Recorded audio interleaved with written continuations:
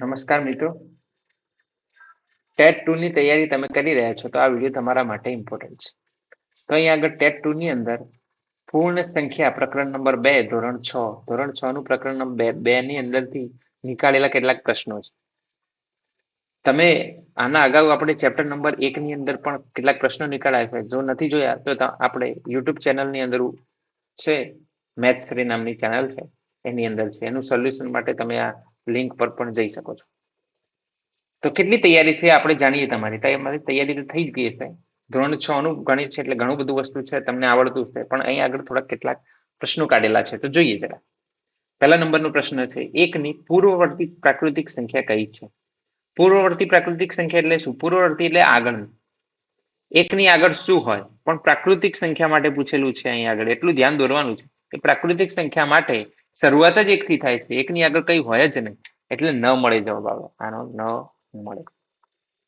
ત્યાર પછી જોઈએ, હવે પૂર્વવર્તી પ્રાકૃતિક સંખ્યા લખવી છે એટલા માટે ન મળે. હવે જોઈએ, 0 ની પ્રતિવર્તી પૂર્ણ સંખ્યા કઈ છે? પ્રતિવર્તી એટલે પાછળની સંખ્યા. 0 ના પછીની પૂર્ણ સંખ્યા કઈ આવે? 0 પછી શું આવે? 1. એટલે આનો જવાબ આવશે.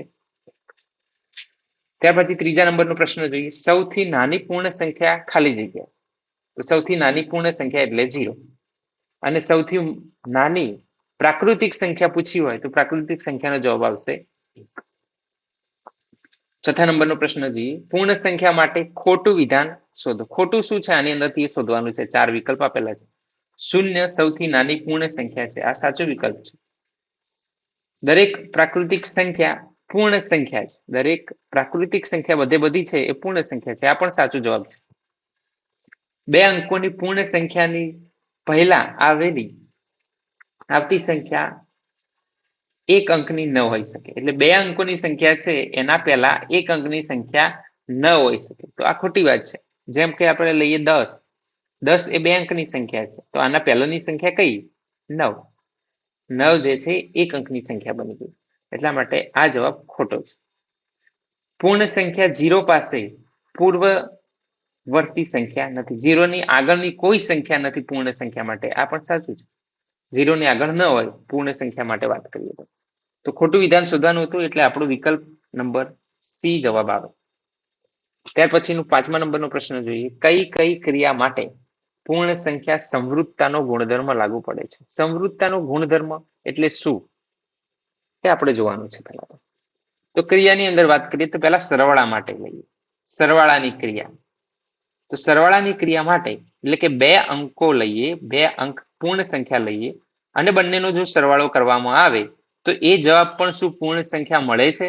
તો કે હા, મળે છે. તો સરવાળાની ક્રિયા માટે સંવૃત્તાનો ગુણધર્મ લાગુ થયો. ત્યાર પછી જોઈએ બાદબાકી. શું 2 અંક લેવામાં આવે અને એમની બાદબાકી કરવામાં આવે? બે પૂર્ણ સંખ્યા જ લેવાની. પાછી 2 પૂર્ણ સંખ્યા લઈએ અને એમની બાદબાકી કરવામાં આવે તો હંમેશા જવાબ પૂર્ણ સંખ્યા જ મળે? તો કે ખોટી વાત છે. જેમ કે લઈએ છે 7 અને બીજી સંખ્યા લઈએ છે 10. 7 અને 10 ની બાદબાકી કરવામાં આવે તો જવાબ આવ્યો -3. તો -3 પૂર્ણ સંખ્યા નથી, એટલે બાદબાકીની ક્રિયા માટે ગુણધર્મ લાગુ થયો કહેવાય નહીં. એના પછી જોઈએ ગુણાકારની ક્રિયા માટે, એટલે કે 2 પૂર્ણ સંખ્યા લઈએ એમનો જો ગુણાકાર કરવામાં આવે તો હંમેશા જવાબ શું આવશે? પૂર્ણ સંખ્યા જ આવશે. એટલા માટે ગુણાકારની ક્રિયા માટે પણ સંવૃત્તાનો ગુણધર્મ લાગુ પડે. પછી જોઈએ ભાગાકારનો ગુણધર્મ. જેમ કે 2 સંખ્યા લઈએ છે 7 ભાગ્યા બીજી સંખ્યા લઈએ છે 10.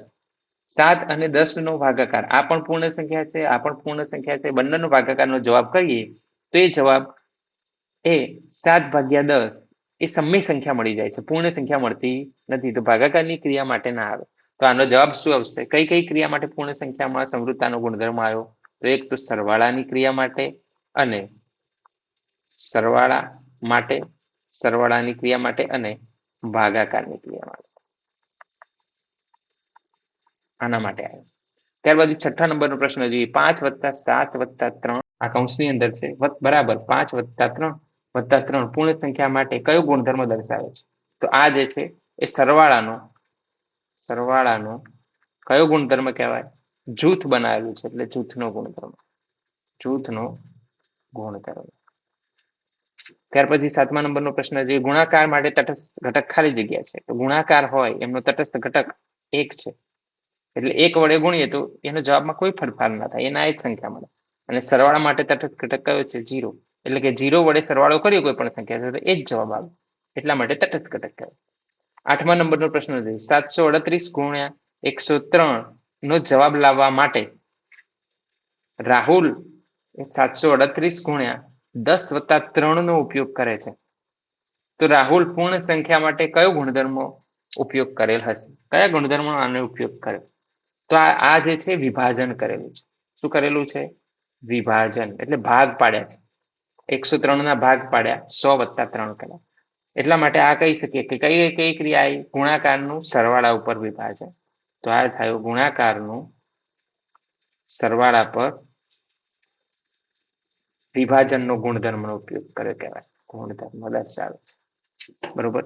9મો પ્રશ્ન જોઈએ. જો સંખ્યાને બિંદુ સ્વરૂપે દર્શાવીએ, આ બિંદુમાંથી સંપૂર્ણ ચોરસ તૈયાર થાય છે, તો આ સંખ્યાઓ કઈ હશે? એટલે કે આપણે સંખ્યાઓને બિંદુ સ્વરૂપે લઈએ. એક સંખ્યા લઈએ તો એક બિંદુ લેવાનું, બે સંખ્યા લઈએ તો બે બિંદુ લઈએ છીએ, 3 સંખ્યા લઈએ તો 3 બિંદુઓ લઈએ છીએ. હવે એનાની અંદરથી આ બિંદુઓની મદદથી આપણે સંપૂર્ણ ચોરસ બનાવવાનું છે.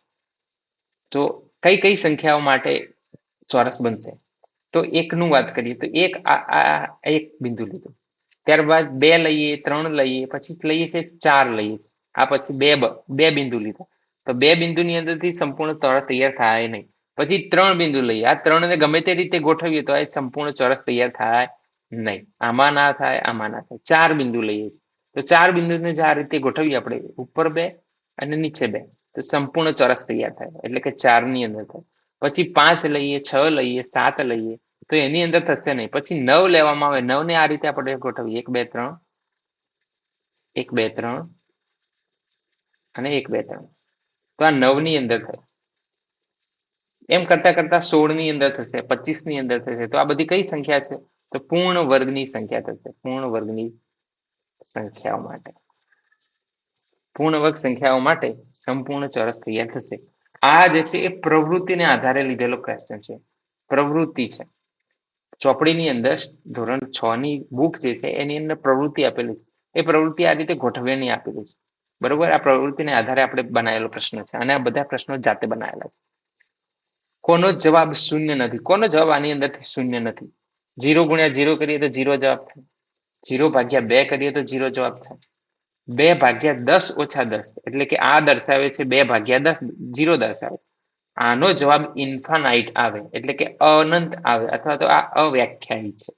આ જે છે અનંત છે, અવ્યાખ્યાયિત છે, એટલે આનો જવાબ 0 આવતો નથી. વિકલ્પ નંબર સી જવાબ આવશે. આની અંદર પણ વાત કરીએ તો 0 ભાગ્યા 1 એટલે 0 જવાબ, 0 ગુણ્યા 0 એટલે પાછું થાય 0. બરોબર છે. તો આનો જવાબ પણ 0 આવે છે. આની જગ્યાએ 1 ભાગ્યા 0 આવે તો એ અવ્યાખ્યાયિત પદ છે. જો આવું આપેલું હોય 0 ગુણ્યા 1 ભાગ્યા 0, તો આ અવ્યાખ્યાયિત છે, અવ્યાખ્યાયિત. બરોબર. તો આ બધું ધ્યાનમાં રાખવા જેવું છે. તો સી વિકલ્પ આવશે. આ જે છે એ આપણે ધોરણ 6 ની ચોપડી જે છે એની અંદરથી પ્રકરણ નંબર 2 પૂર્ણ સંખ્યાની અંદરથી નીકાળેલા પ્રશ્નો છે. આવા તમે જાતે પણ પ્રશ્નો બનાવી શકો છો, તમારી તૈયારી જાણી શકો છો. બરોબર. તો અહીંયા તમારે આવા બધા દરેક ચેપ્ટર વાઇઝ હું હવે વિડીયો મૂકવાનો છું, અને એનો સોલ્યુશન મૂકવાનો છે. પીડીએફ તમને ટેલિગ્રામની અંદરથી કે વોટ્સઅપની અંદરથી, ગમે તે માધ્યમની અંદરથી મળી શકે છે. તો આપણી ચેનલને સબસ્ક્રાઇબ કરવાનું ભૂલતા નહીં. બરોબર છે. તો આવી રીતે આપણે મળીશું પ્રકરણ નંબર 3 ની અંદર, ગણિતની અંદર.